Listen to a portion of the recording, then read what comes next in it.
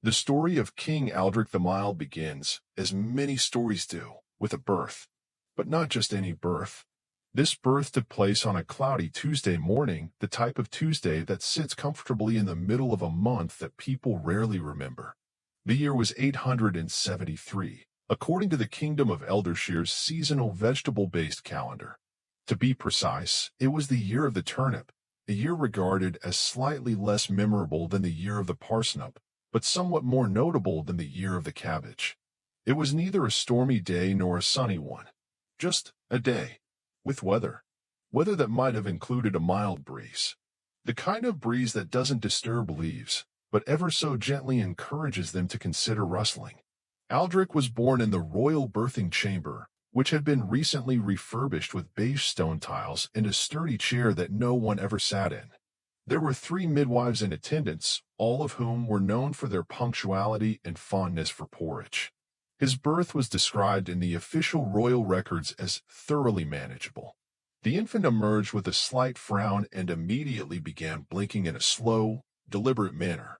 Not crying, not smiling, just blinking. Once, twice, then once more for good measure. He was swaddled in the softest wool blanket available at the time, made from sheep that had been carefully selected for their average fleece. The blanket was a soft gray, or perhaps a grayish beige. Records conflict on this detail. He was given the name Aldric, after a distant ancestor whose most notable achievement had been successfully alphabetizing the entire royal pantry. His full royal title was announced shortly after lunch. His Royal Mildness, Prince Aldric of House Featherdown, keeper of the middling peace, and protector of the annual garden show. Celebrations were held. They were brief. And notably, no one danced. Instead, guests stood quietly in pairs, discussing the ideal temperature for storing root vegetables. His early years were, by most accounts, entirely uneventful, a quality his parents praised regularly. The young Aldric rarely cried, seldom giggled, and developed a curious affection for looking at walls. Not drawing on them, not touching them, just looking. He once stared at a wall for nearly 2 hours, only blinking occasionally and nodding as if in agreement with it.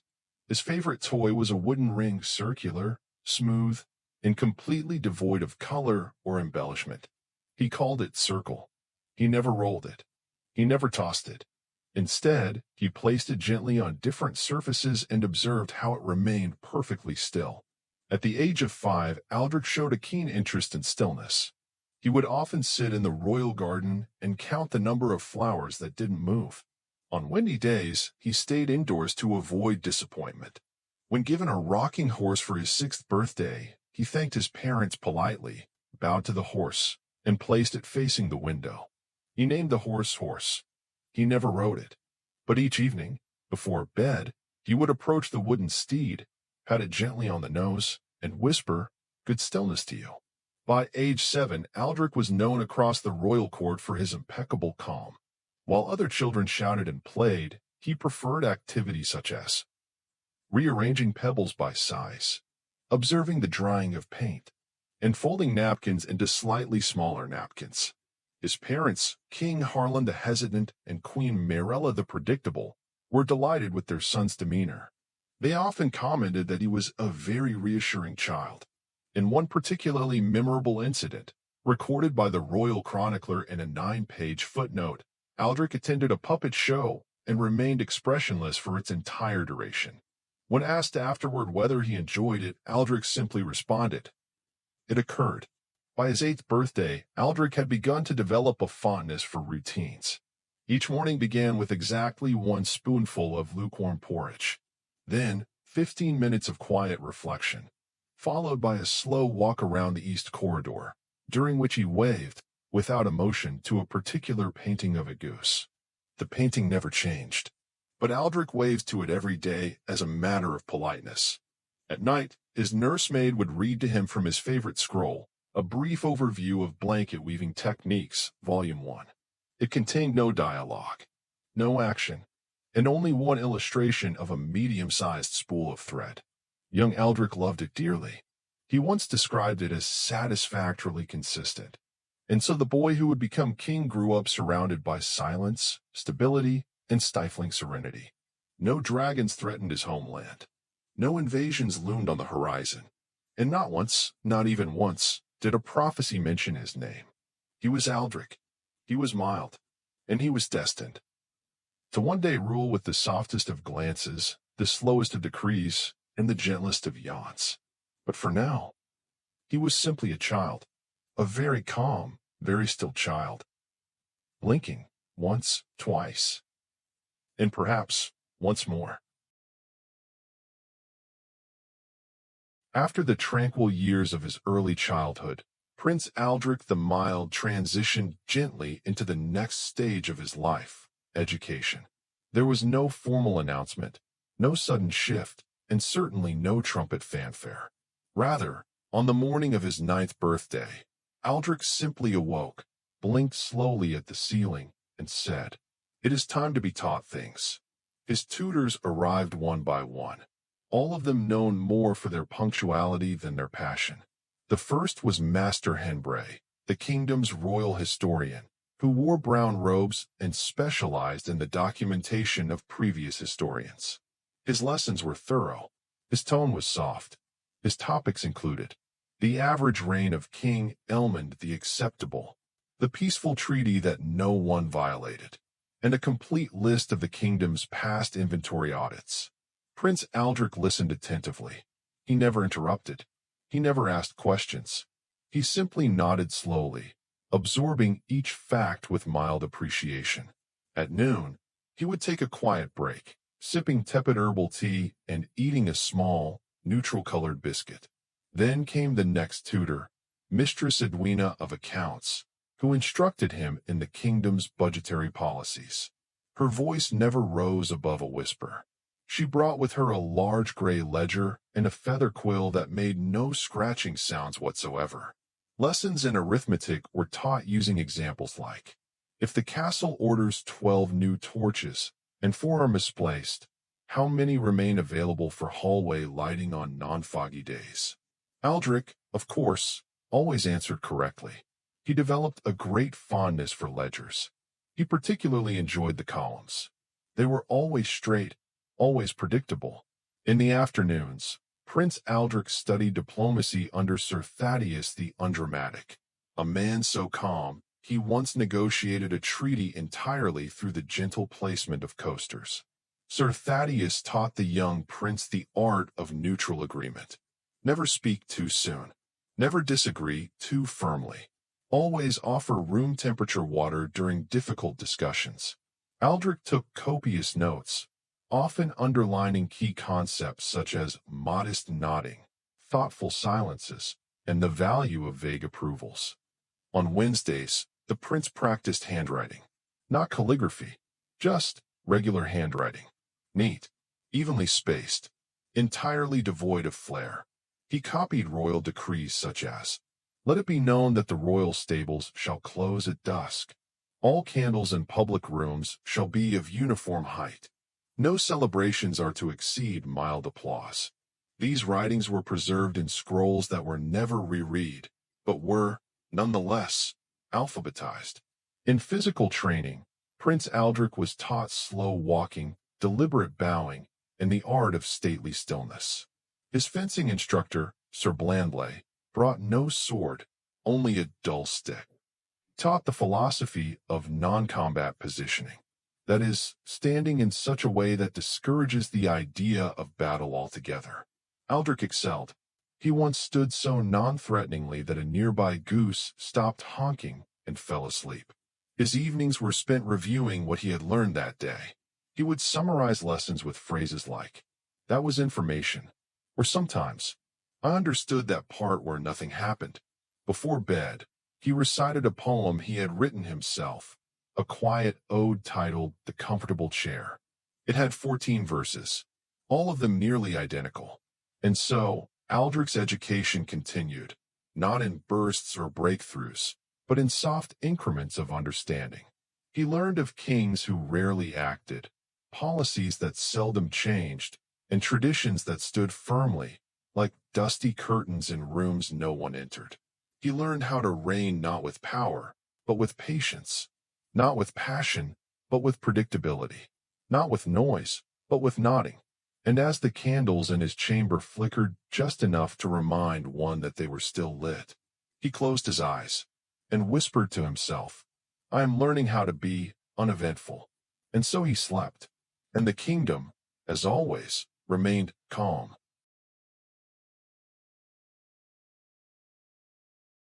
When Prince Aldric reached the age of 16, the kingdom of Unremarkable prepared for what was traditionally known as the ceremony of ascension. It was a momentous occasion in most kingdoms, but in Unremarkable, it was mostly noted for its consistency. The townsfolk, many of whom had strong memories of previous ceremonies that were almost exactly the same, prepared in their usual, measured way. Garlands were woven from gray clover. Trumpets were polished, but not played. Invitations were sent with the phrase, "Attendance is welcome, but not necessary." At the palace, Aldric awoke on the morning of the ceremony and quietly folded his blanket. He dressed in a robe that was precisely the same shade as the stone floors, weathered beige.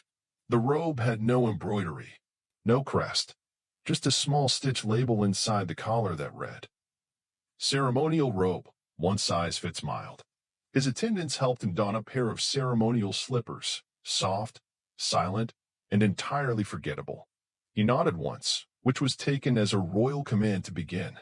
The procession moved slowly through the palace corridors. There was no cheering crowd, only quiet citizens standing along the walls, each holding a small pamphlet titled, "The Steps of Ascension, a Polite Reminder." The path to the Hall of Whispers, the chamber where Unremarkable's monarchs were crowned, was lined with neutral-colored drapes, not to absorb sound, but simply because they were always there.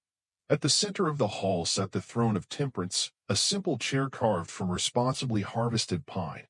The throne had no jewels, just four legs, a straight back, and a faint scent of old parchment. The High Chancellor, an elderly man who spoke with the pacing of a turtle with a slight limp, opened the ceremony.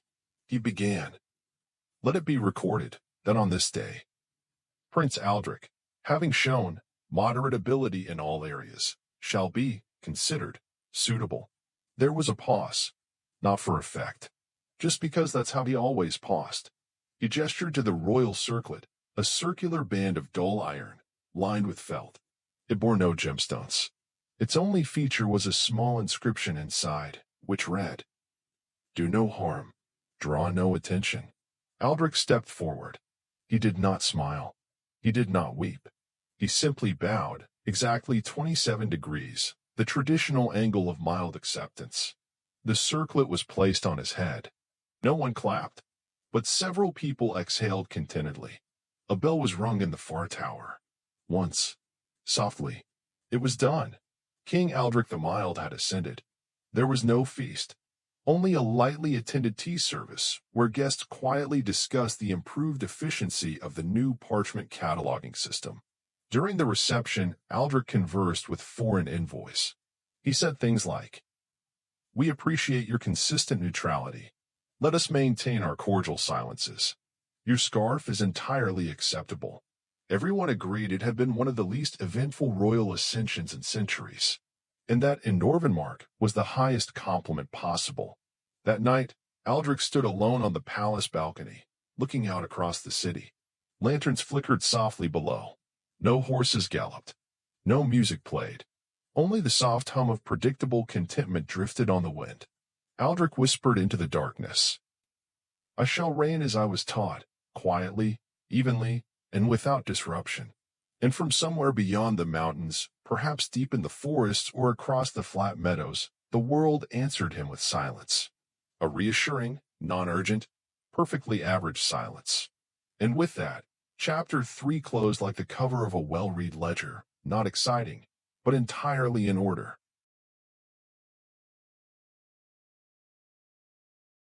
Several months after King Aldric's quiet ascension to the throne, the first major decision of his reign arrived.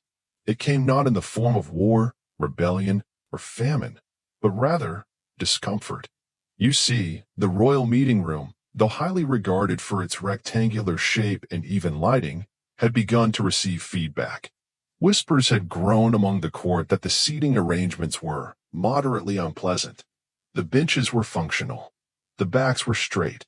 The padding, if one could call it that, was little more than a thin layer of wool pressed between aged oak. Thus, on a cool and windless morning, the royal secretary brought forth a scroll labeled Proposal #12F on the matter of seat comfort and prolonged deliberations. King Aldric read it in full, twice, and said, "This matter deserves a thoughtful, methodical response." And so, the Committee of Cushions was formed. The members included Lady Glenna of Upholstery, who once restuffed an entire carriage seat using only goose down and patience. Sir Merton the Soft-Spoken, known for nodding frequently and disagreeing politely. Brother Tom Lynn, a monastic expert in sitting. Their first meeting lasted 3.5 hours. No decisions were made. At the second meeting, they produced the following agenda. Define what a cushion truly is. Explore materials that are neither too plush nor too stiff. Investigate the ideal amount of silence a cushion should produce when sat upon. Research was conducted. Samples were gathered. One fabric was found to be almost noticeably supportive. King Aldric visited the test room personally.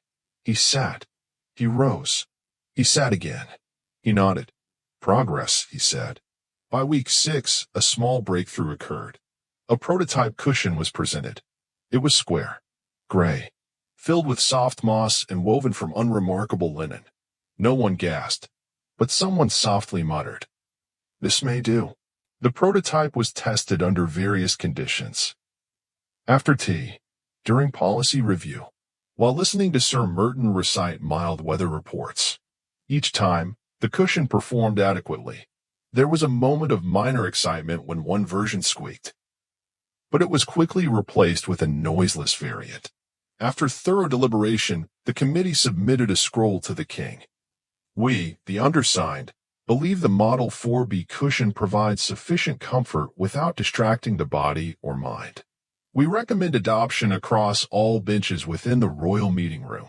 Respectfully, the Committee of Cushions. King Aldric placed his hand upon the scroll and said, "Let it be done, but not rushed." And so, over the course of 2 months, every bench received one cushion. Not 2. That would have been excessive. Just one, centered, secured, and tagged with the initial CC to mark official approval. Upon completion, the Royal Herald issued a notice to the citizens of Norvenmark. The matter of discomfort in royal deliberations has been addressed. 1 cushion per seat shall now be standard. Long meetings are to remain long, but they will be slightly softer. The people were quietly pleased. There were murmurs of appreciation, and in one remote village, someone even described the king as attentively neutral. That evening, King Aldric sat on a freshly cushioned bench. He closed his eyes and whispered, "We have brought balance to the matter of sitting," and he slept, still seated, in total peace.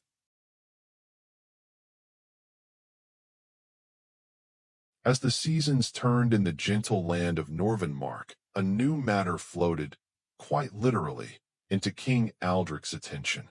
It began one morning as he stood on his favorite eastern balcony, sipping warm barley tea, when he observed a cumulus cloud that seemed ever so slightly out of place. He blinked. Then he turned to his royal advisor and said, "That cloud does not match the others." The advisor, accustomed to such insightful remarks, nodded.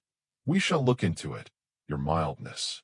Thus began the quietest and perhaps most vaporous reform in Norvenmark's long and uneventful history, the Cloud Registry Reform. For many decades, the kingdom had maintained a cloud registry office, a division of the Royal Observatory tasked with logging clouds observed over the capital and surrounding villages. The system, though thorough, had not been updated in nearly 83 years.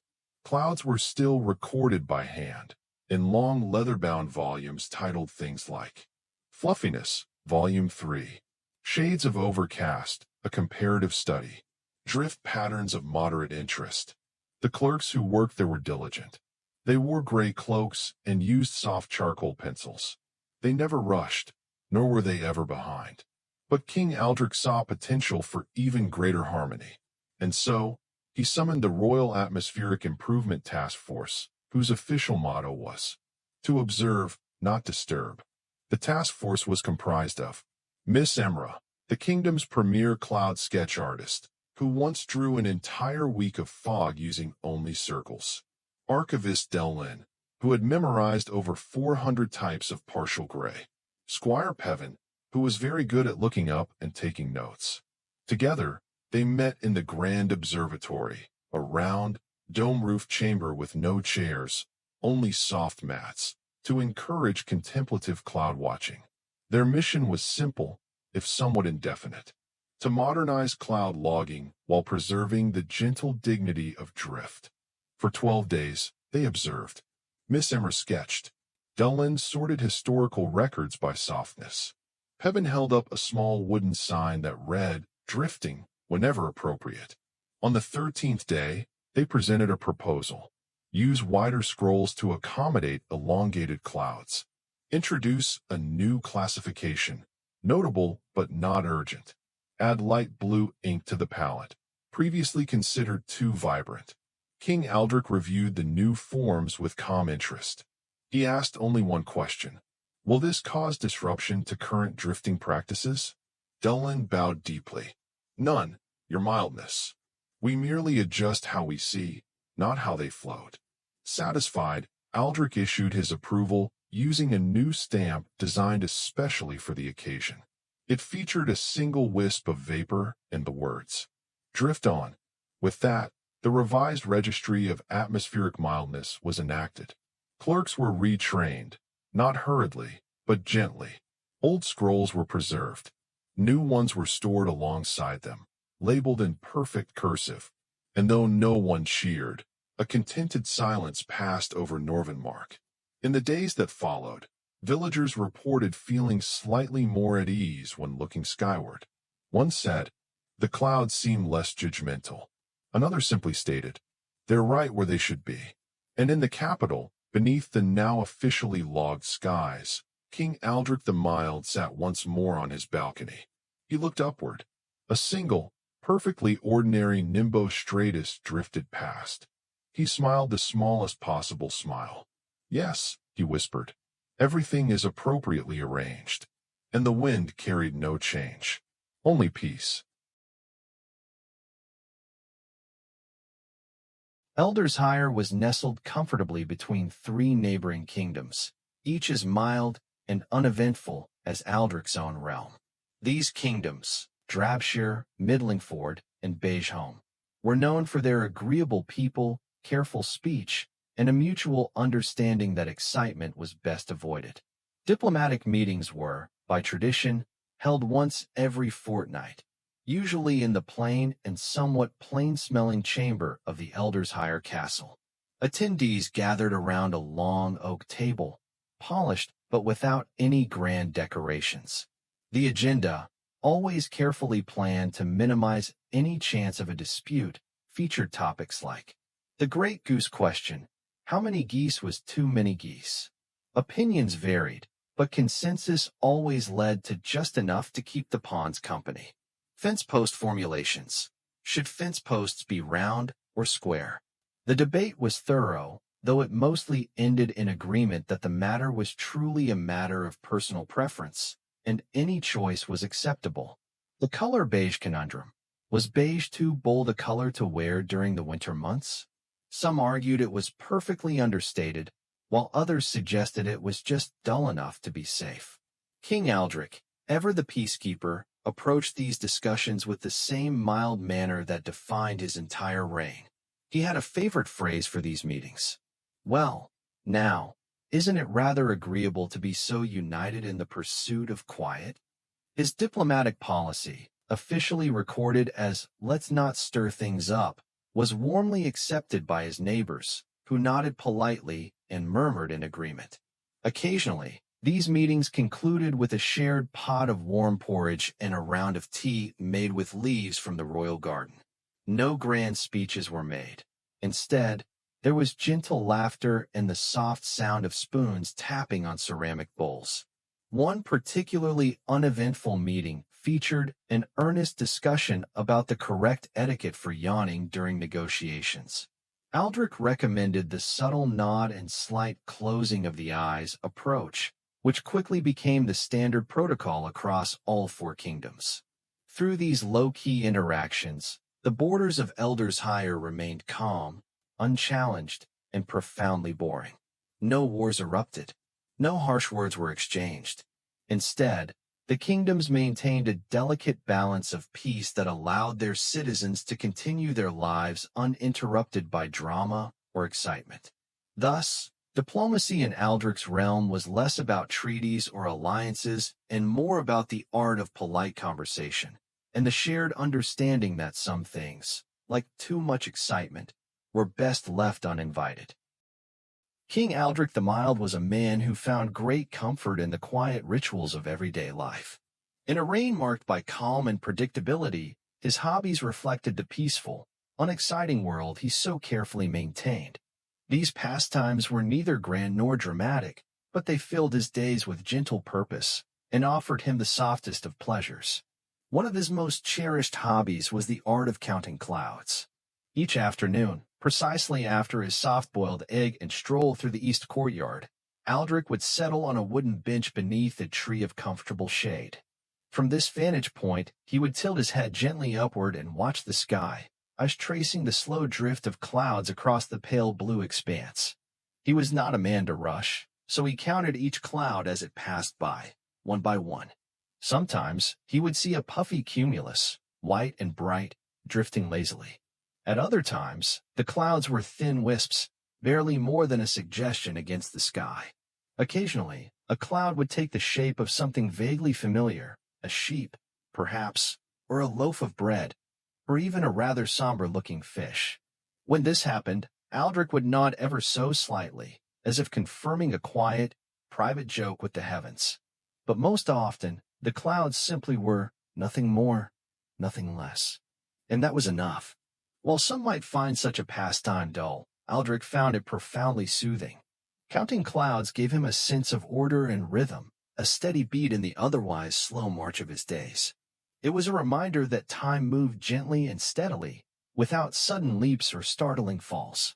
Another hobby equally dear to the king was polishing pebbles. The royal pebble polisher was a modest wooden box, lined with soft velvet, filled with small, smooth stones collected from the banks of the Elders Higher River.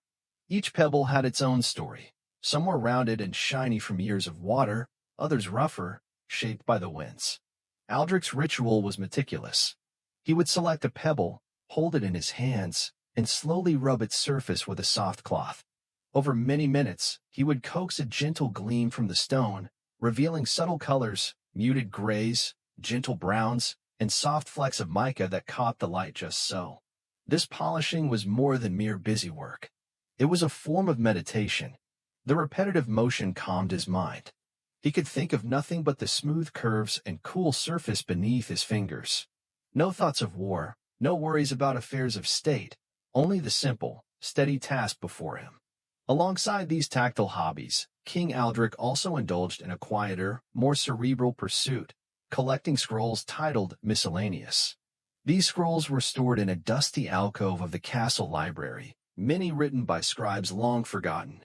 Their contents ranged from the utterly banal to the mildly interesting treatises on the history of moss growth on castle walls, essays on the optimal arrangement of chairs in a dining hall, and even detailed charts called An Analysis of Spoon Sizes Across the Kingdoms.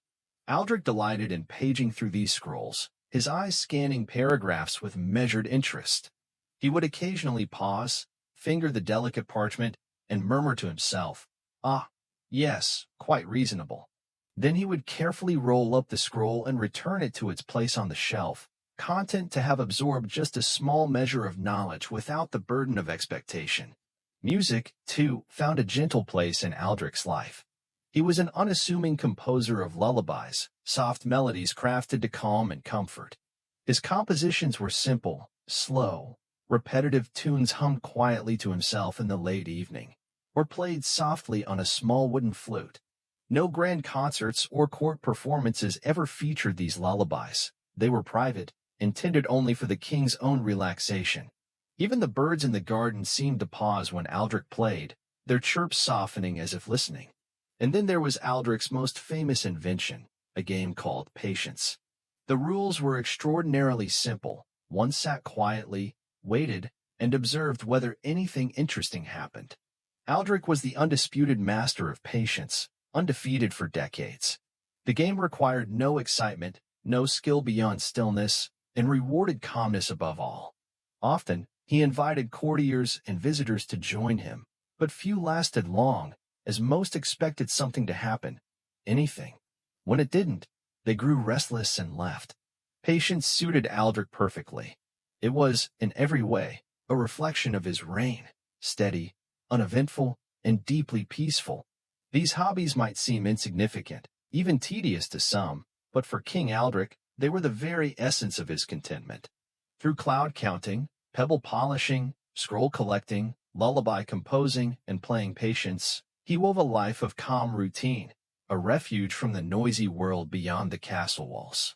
And so, in these quiet pursuits, Aldric the Mild left a gentle legacy, one that whispered softly through the years, inviting us all to slow down, breathe deeply, and find peace in the ordinary.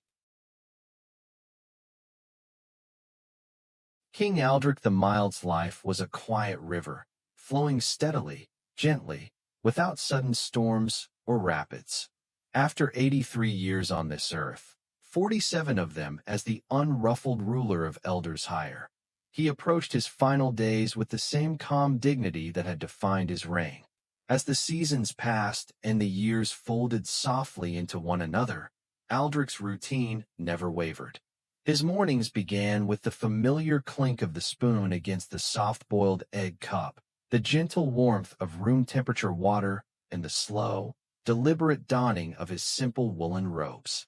Each afternoon, as always, he would take his slow, measured stroll through the east courtyard. The soft gravel crunched lightly beneath his worn leather shoes, and the familiar scents of moss and lavender drifted on the gentle breeze. Birds flitted among the branches of the tree of comfortable shade, their songs low and soothing. After his walk, Aldric would settle into his favorite chair beneath the tree, an unassuming wooden seat with a soft wool cushion shaped by years of quiet use.